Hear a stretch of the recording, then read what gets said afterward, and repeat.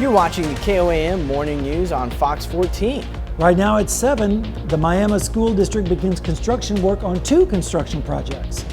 Also, Carthage residents could see changes in 2 of the city's parks. And we're also going to take a look, of course, at the Skywatch forecast. And you can see on Tower Cam right now, things are looking pretty nice with mostly sunny skies, and we'll have the complete weekend forecast coming up. 4 states' most watched news starts now. Thanks for joining us for the KOAM Morning News on Fox 14. I'm Cale Chapman. 5 mutual aid departments respond to a commercial structure fire in Delaware County, Oklahoma. On Thursday, reports at about 1:15 in the morning alerted Cowskin Fire Department to a commercial structure fire at King Point Resort on Grand Lake. Firefighters responded and battled the blaze for an extended period of time during the early morning hours. Additional firefighters from Grove, Butler, Hickory Grove, Monkey Island Fireboat, and the Seneca-Cayuga Tribal Fire Department all joined the fight. Units remained on scene until 8 a.m. Authorities say there were no injuries to occupants or firefighters. The cause of the fire is still under investigation. Authorities in Wheaton, Missouri are searching for an armed robber. The robbery happened early Thursday morning. Authorities say the man robbed the Fast Trip in Wheaton at gunpoint. They said he demanded money and left the store with an undisclosed amount. He then drove north on Missouri 86. If you have any information that might help, you should contact the Wheaton Police Department. And Pittsburgh drivers should expect some detours starting today. Road construction begins on South Rouse Street. Traffic will be moved from the west side of South Rouse Street to the east side of South Rouse. Drivers will also be able to use the East Quincy Street at the Rouse intersection. For a full breakdown of detour routes, download the KOAM News Now app. On Thursday, the Miami, Oklahoma School District began work on 2 new construction projects. One of those projects is a new central office. It'll be built at the current site of the Health and Wellness Building near Nichols Elementary and will house administrative offices and the school board meeting room. At Miami High School, the district is building a secondary classroom that'll include new locker rooms, an updated weight room, and a new accessible entrance for all students. Our third round allocation of this COVID-19 money was roughly $5.9 million. This project is $2.1 million of that 5.9. So, we're able to take that. It'll stay, if that project goes over that amount, it comes out of local money. For the administration building, the district sold old buildings to cover the $1.2 million cost. And there's a healthcare option in Joplin for older residents. On Thursday, Mercy held a ribbon-cutting ceremony for its new Mercy 65 Prime Plus clinic. It will focus on serving Medicare patients, those 65 years and older. Officials say it provides a more intensive primary care experience, which is frequently needed for seniors. So they will have regular visits that they come back. We will schedule them on their first visit so they'll know for the next year when all of their appointments are. And then we will have some same-day appointments beginning in March when our nurse practitioner starts. And once she's here, they can come here instead of having to go to walk-in clinics to get their care. Carthage residents could see some changes in city parks. 2 of them, exactly. KOAM's Shagun Bamadelli spoke to the city parks manager and residents, and he has some more.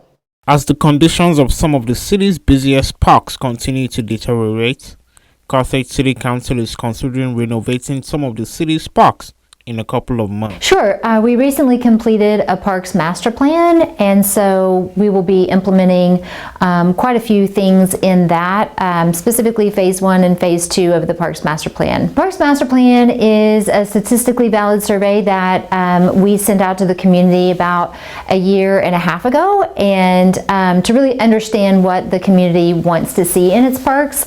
Residents of Carthage say it is time for the parks to get renovated. Honestly, they need to bring more stuff to Carthage and the parks for my kids to have more to do, and update the basketball goals and fix the bathrooms better, because it would be a lot better, because this bathrooms right there are half the time working, half the time they don't.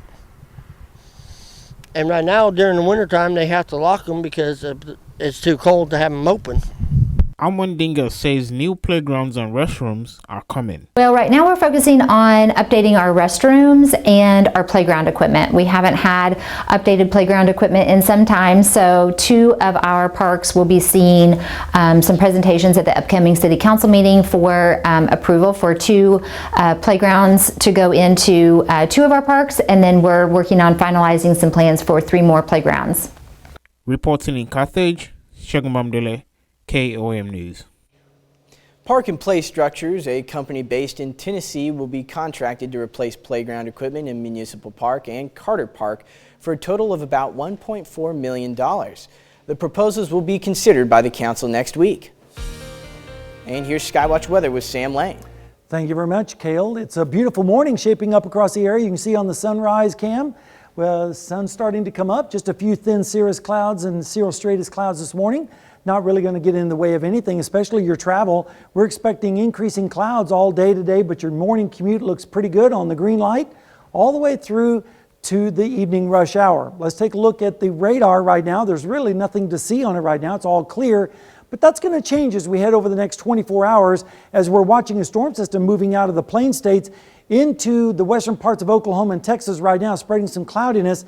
Those clouds are going to continue to increase as we go through the day and into the overnight hours, and that's when the rain chances are going to start to pick up a little bit, especially for our friends and neighbors up towards the north. Temperatures right now are still quite chilly, generally in the 20s across the area, 24 in Iola, 25 in Fort Scott, 29 in Lamar. We're up to above freezing now in Joplin with 33.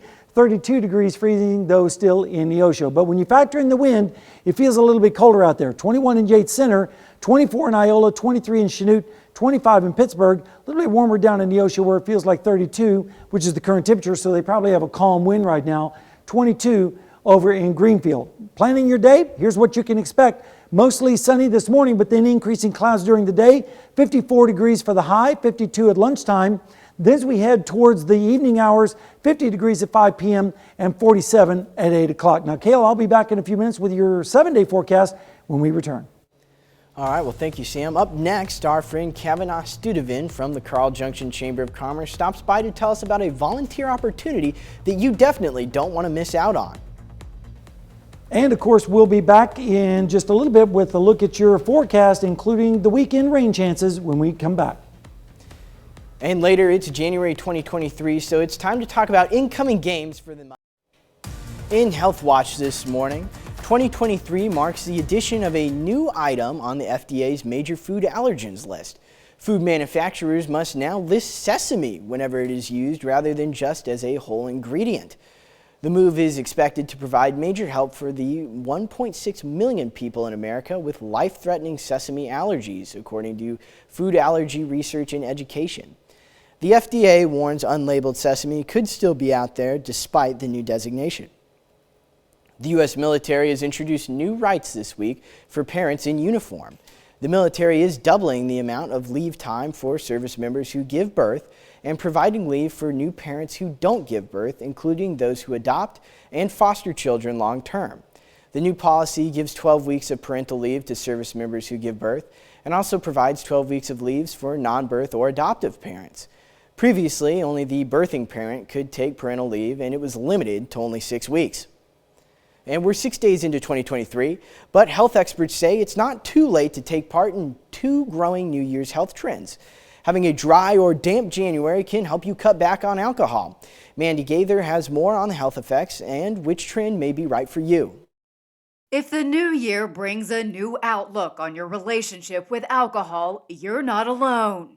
You know, we often do drink more during the holiday season. That's a reason many people take part in Dry January, abstaining from all alcohol. Cleveland Clinic psychiatrist Akil Annan says not drinking for even a short time can have a huge impact on health. Objectively, you see a decrease in blood glucose, decrease in cholesterol, some weight loss. Patients often report better mood, better sleep quality. Dry January has become increasingly popular. 2022 saw participation grow to 35% in the U.S., according to CGA, which gathers data on the food and drink industries. But going cold turkey may not be right for everyone. Insert damp January, where you don't eliminate alcohol, just significantly cut back on drinking. It's ambiguous, it's person dependent, individual dependent, but the goal is to reduce your alcohol use and to drink in moderation. The CDC suggests limiting intake to 2 drinks or less in a day for men or 1 drink or less in a day for women. Annan says you can also reduce consumption by eating before drinking alcohol, drinking water between cocktails, having a seltzer or soda instead, and getting support from friends and family by telling them about your plan to cut back. There are alternative ways to enjoy around alcohol without drinking alcohol. If you've been drinking every day and notice trembling, anxiety, or other symptoms after stopping for 6 to 24 hours, you may be experiencing alcohol withdrawal symptoms, and you should see a doctor for help. All right, thank you very much. And we're going to take a look at the bus stop forecast right now. We're going to see mostly fair skies this morning as the kids head out to school. It's going to be cold. Generally, temperatures right around 30 degrees. With northeasterly winds. And then as we go through the day, the clouds are going to start to increase. And by the time they head home, it'll be around 54 degrees under mostly cloudy skies. And taking a look at the future track forecast, we're looking at mostly sunny skies this morning, but then the clouds will start to roll in from west to east with highs generally in the mid 50s. And by 6:30, we're going to see temperatures in the lower 50s across our area. And then as we go through Friday night into Saturday morning, that's when the showers start to develop up towards the north. And with temperatures in the 30s, it'll feel kind of chilly. And then this front will start to sweep through on Saturday, and our winds will turn around to the north and west, and we'll start to see temperatures dropping through the 40s and then all the way down into the 30s, especially up towards the north and west. Then as we go through Sunday morning, we'll see the clouds break and temperatures dropping into the 20s to around 30 degrees.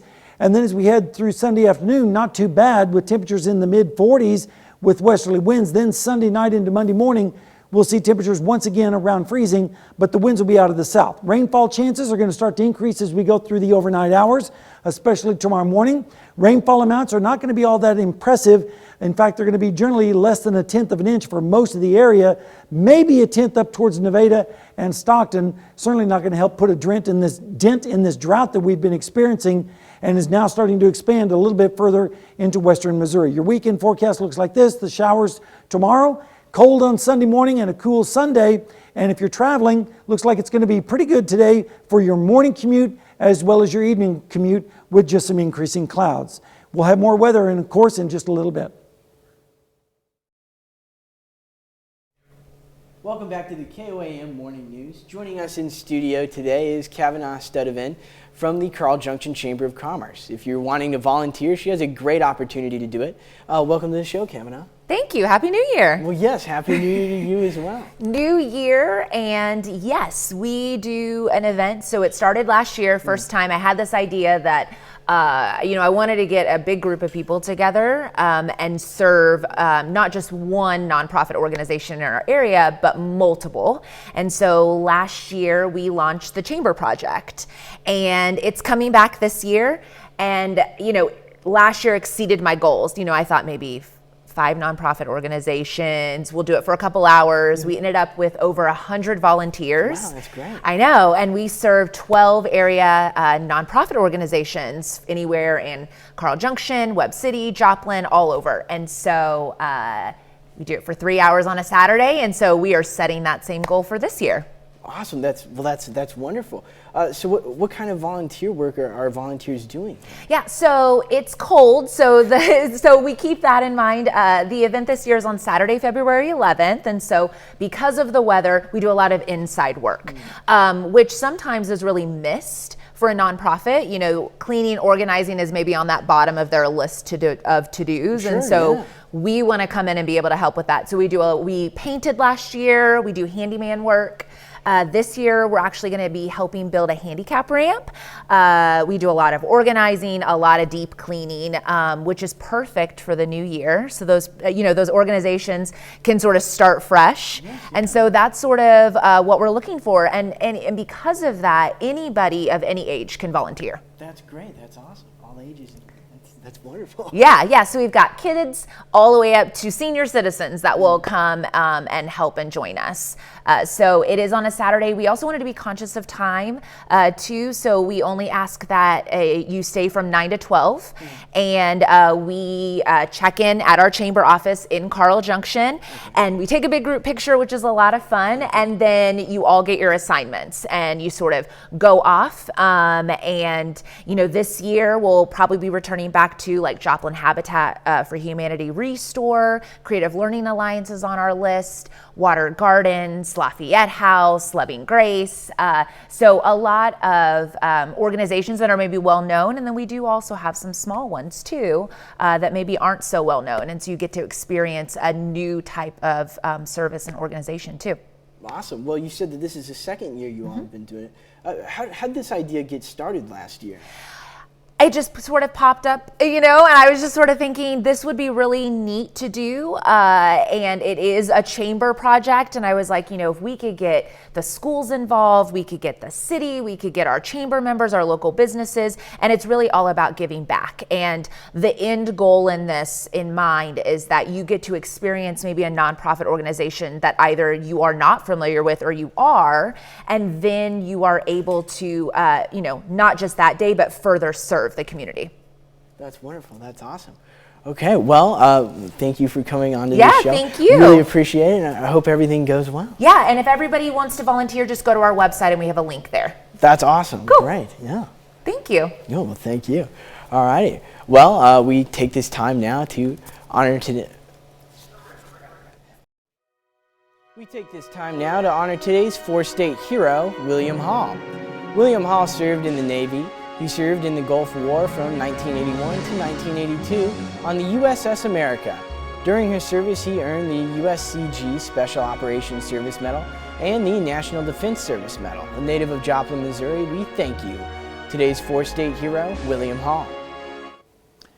And a new SpongeBob SquarePants video game is surfacing soon.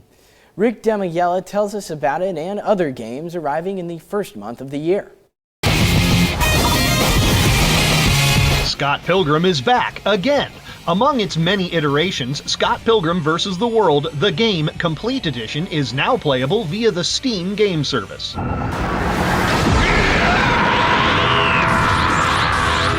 Dragon Ball Z Kakarot is getting an upgrade with new versions specific for the PlayStation 5 and next-gen Xbox consoles. Gamers can unleash their inner Saiyan on January 13th. Sign up and be a part of my crew. If ye be seeking adventure with salty pirates, you may have found the right game. Tortuga, A Pirate's Tale, drops players into a piratical adventure in where else but the Caribbean. The game sets sail on Xbox and PlayStation consoles January 19th. Magic bubbled soap. Breathe life into your dreams. And if nautical nonsense be something you wish, there's SpongeBob SquarePants The Cosmic Shake, in which our absorbent hero has destroyed Bikini Bottom using magical soap and must put things right. Naturally. The Cosmic Shake commences January 31st for Windows, PlayStation 4, Xbox One, and the Nintendo Switch. Leveling up in Hollywood, I'm Rick Demighella. Well, there you go. It looks like a pretty solid month of video games there. Yeah, I like the pirate-looking one. That looks interesting. Yeah. It seems like it could be pretty. I wish cool. we were in the Caribbean right now. Probably feel a lot nicer. Yeah, it certainly would.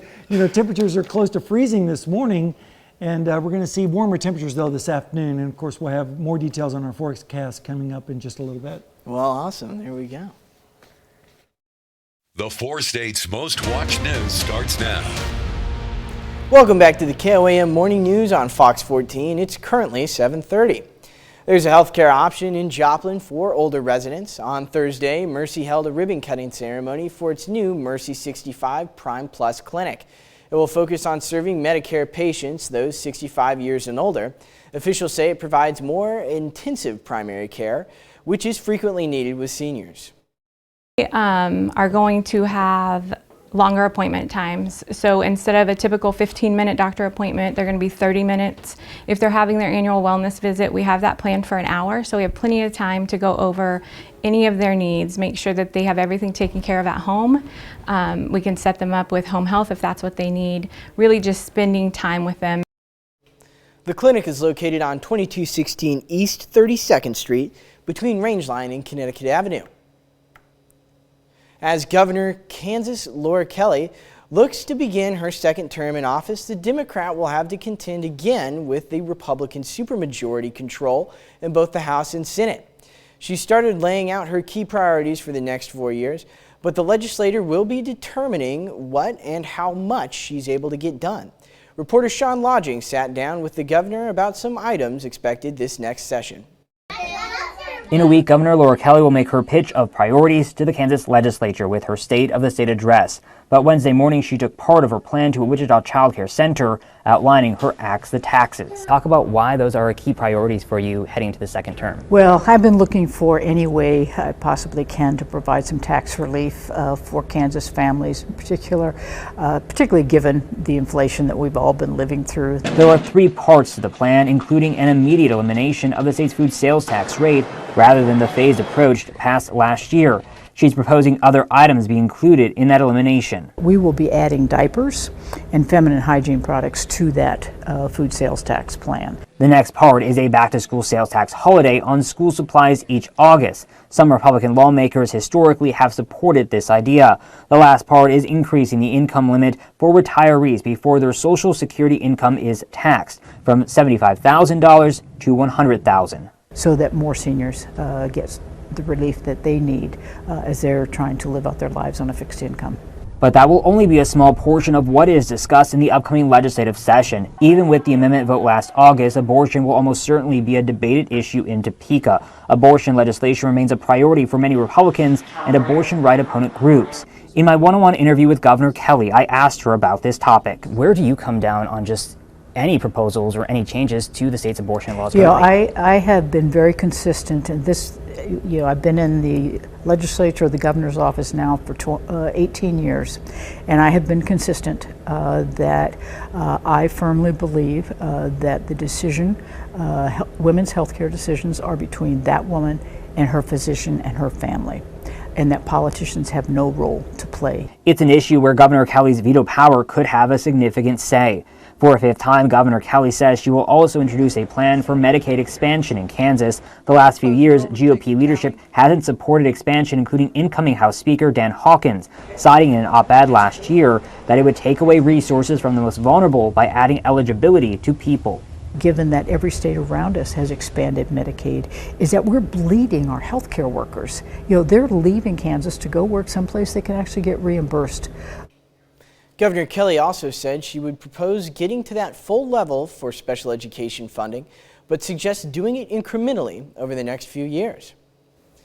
And this morning we are discussing getting rid of library fines. A good idea. A library patron from Wisconsin has quite the bookworm for a son since they've cut their overdue fines for kids' materials a few years ago. The patron noticed how helpful it was. New this year, the library board expanded its fine-free policy to the young adult and adult section. It basically covers their entire collection, and it turns out there are a lot of fans. The library director says that the overdue fines were once thought of to get materials returned sooner. Existing overdue fines will be waived for items returned late. People who don't return materials at all will still be on the hook to cover a replacement fee, though. And of course, that brings us to our question of the day. Should all libraries remove those fines? And let's go to take a look at the results, and it looks like no.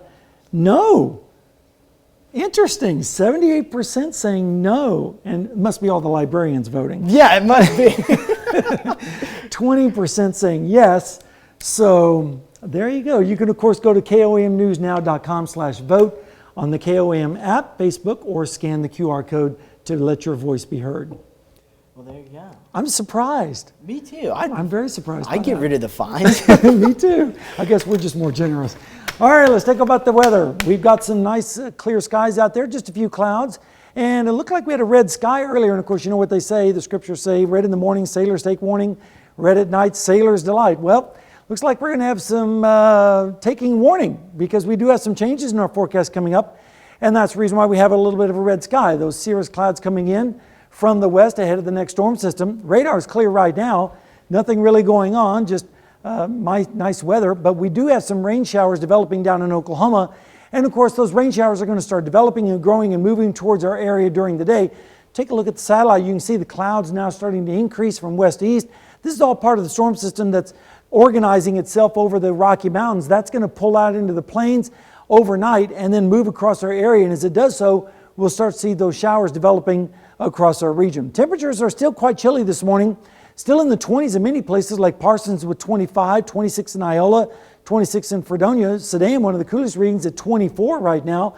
27 up the road in Nevada, 26 in Stockton. A little bit warmer down in Monette where they're 32 and 31 degrees currently in Bentonville. But when you factor in the wind, it feels pretty cold over there in Stockton with 19, 21 in Greenfield, 25 in Neodesha, 26 in Nowata. So as you send the kids outside to catch the school bus, they're definitely going to need a coat for today.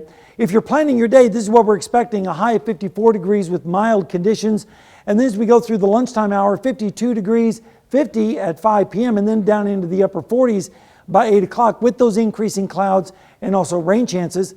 Your forecast looks like this. For today, we're going to see temperatures in the mid-50s with southerly winds. But then as we go through the overnight hours, that's when the rain starts to break out, especially across our northern sections on Saturday. And then that system will start to move through our area Saturday afternoon with temperatures dropping down into the 30s and 40s behind that front.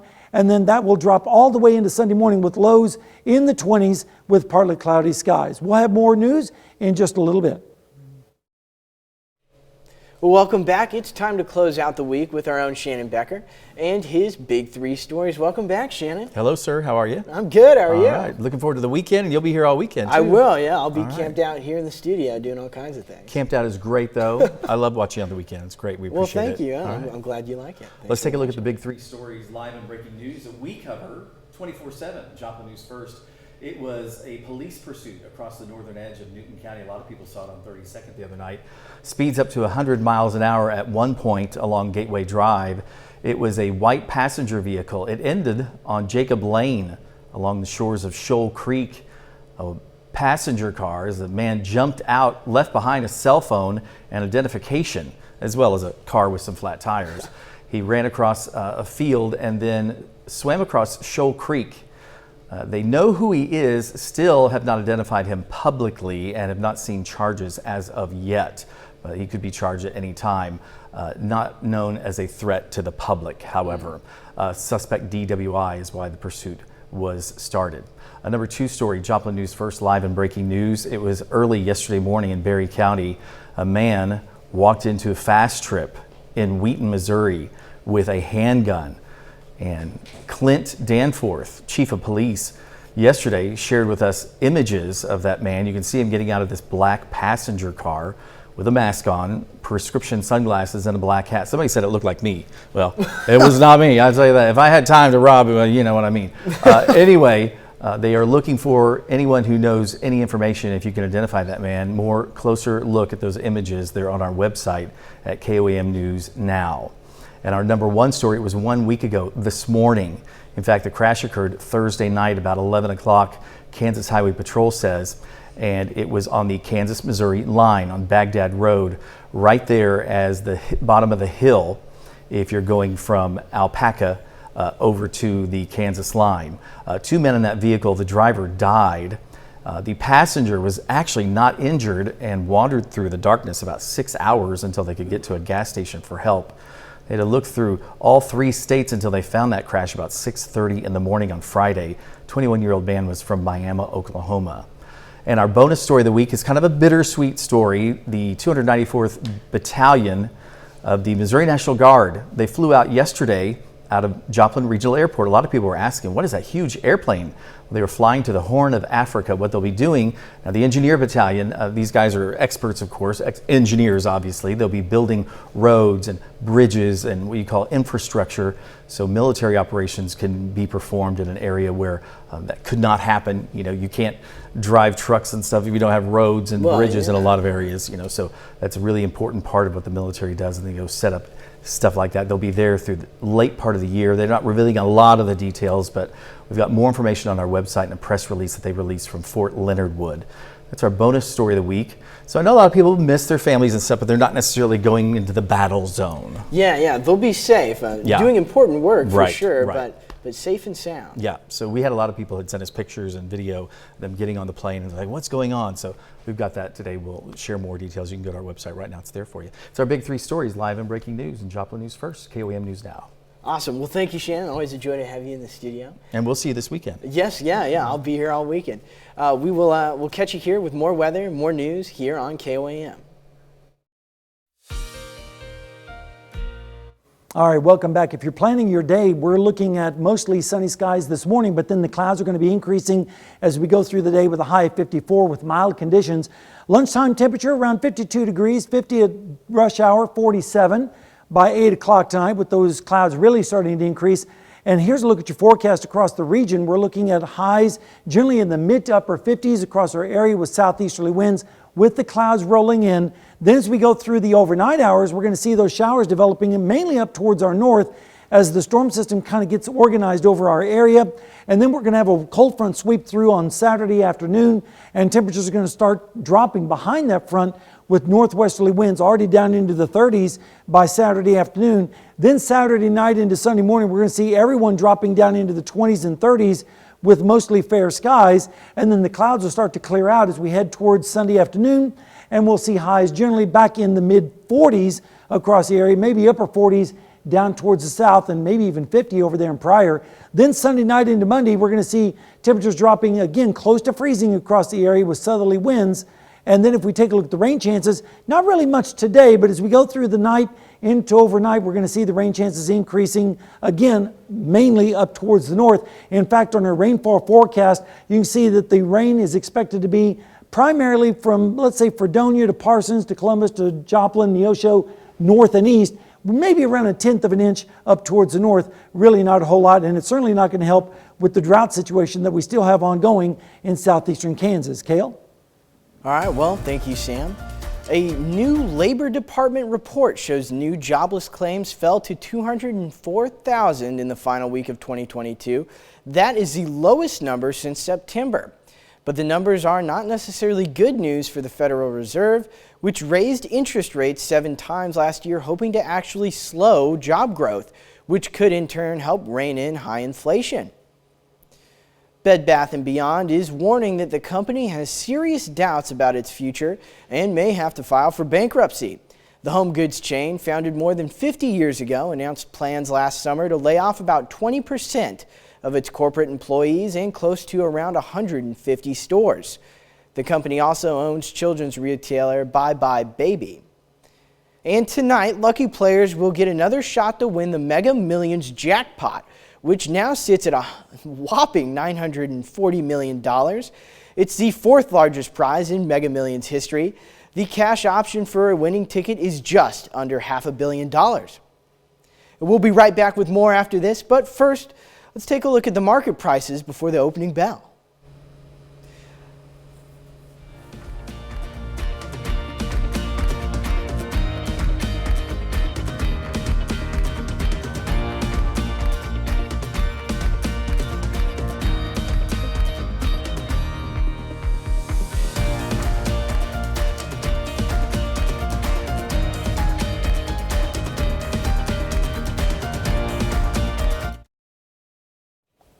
A Kentucky man put a message in a bottle when he was a child and threw it into the ocean off the Florida coast while on a trip.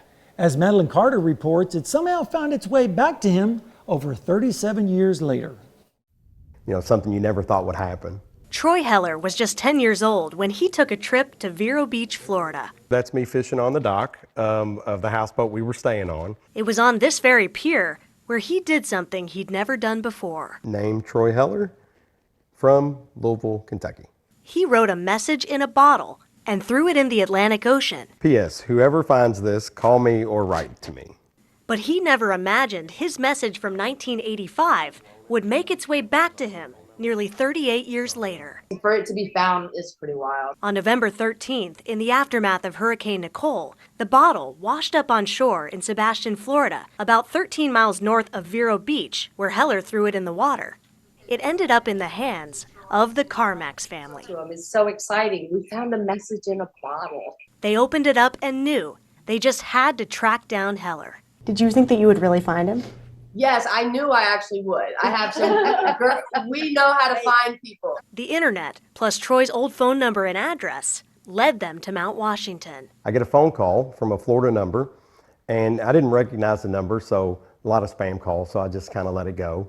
And then a few minutes after that, I get a text message asking if this is Troy Heller, and then I get a picture, and the picture is of the letter. As soon as I saw it, I remembered writing it. I was really happy because I was really looking forward to see who he was. They were all blown away that the bottle stayed intact for decades. I'm just surprised it didn't break. I really am. The Carmax family posted about it on TikTok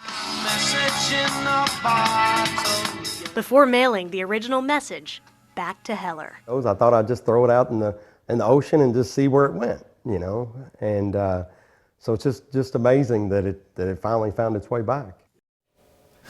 Well, that's pretty amazing. Yeah, that's something out of a fairy tale right there. Yeah, a message it in a didn't seem to bottle. go very far though. No, I wonder if it got caught. Or... Yeah, I was thinking it would go all across the Atlantic Yeah. Ocean or something like that and end up in Africa or something, but oh well. Well, I mean, hey, somebody found it, so that's good enough for me. Yeah, it was good that they read the letter and found the guy and sent it back to him. That's a pretty cool story. That's neat for sure.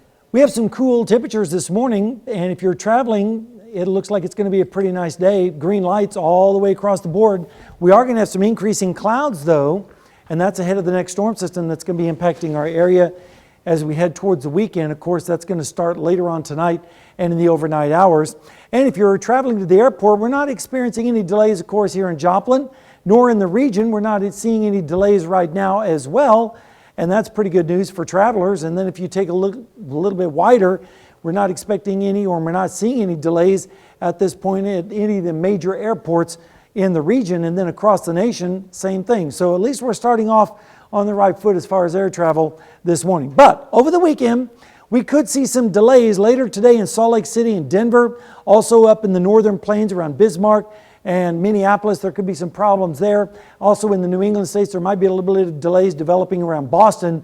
Then as we go through Saturday, we could see some delays developing in Memphis and Atlanta down to New Orleans with some thunderstorms down in that area. But for here, it looks pretty good. All right, over the next 7 days, 54 today, 49 tomorrow, short thermometer tomorrow. We start out at 42 and only make it up to 49 with those scattered showers in the morning, mainly up to the north. Then Sunday, cooler, 47 for your high, and then 50s next week with another chance of rain as we go into Thursday with a high of 52 and a 40% chance of rain. Then if we extend on out, 46 on next Friday, 47 on the weekend, Saturday, with another chance of showers on Sunday. So we have at least 3 chances of precipitation over the next 10 days, and hopefully that will put a dent in our drought situation as southeastern Kansas is still experiencing exceptional drought, and it's already starting to creep back into western Missouri as well. Of course, we'll have a little bit more details on an extended forecast coming up in just a bit. Welcome back to the KOAM Morning News on Fox 14. Here's what happened today. Today is 2 years since the January 6th attack on the U.S. Capitol. President Biden will give the President's Citizens Medal to several Capitol Police officers and state election officials for their actions to defend democracy. Meanwhile, in the Capitol, the House of Representatives will try for the 4th day in a row to elect a speaker. GOP leader Kevin McCarthy hasn't been able to gain a majority of votes, unable to convince nearly 24 Republicans to vote for him. And California is bracing for more nasty weather. After 2 storms within the last week drenched parts of the state, heavy rains washed out roads and piers while powerful winds uprooted trees and knocked out power to thousands. The so-called atmospheric river is pushing weather systems from the Pacific toward the California coast. And the NFL says the game between the Buffalo Bills and Cincinnati Bengals has been canceled. Today, the NFL will hold a special meeting to figure out hypothetical playoff scenarios, including where to play certain games that involve either the Bills or Bengals. On Thursday, doctors said DeMar Hamlin had shown remarkable improvement. He is awake and communicating with them in writing. That's really good news to hear about him there in Cincinnati. We have good news as far as the weather goes today too, a high of 54 degrees. And then as we go through the overnight hours, we're going to see those morning showers. Again, the best chance of that's going to be up to the north, up around Nevada, Fort Stockton. And then as we go into Sunday, a little bit chillier, 47 for the high after starting out at 29, so it'll be a cool day. But then we get back into the mild weather as we head through the early part of next week, and that continues all the way into Thursday with another chance of rain, a 40% chance on Thursday. Some of that rain could mix over with a wintry mix early Friday morning because we'll drop down to 31, but by Friday afternoon we should be back up to 46 and then 47 on Saturday with some rain showers on Sunday. So we have at least 3 chances of rain in our forecast, which is pretty good news because we are still kind of dry across our area right now. All righty, well. Oh, thank you so much for letting us put the good in your morning. We'll be back with more news and weather, of course, at noon. Yes, yeah. Have a great morning and an even better weekend.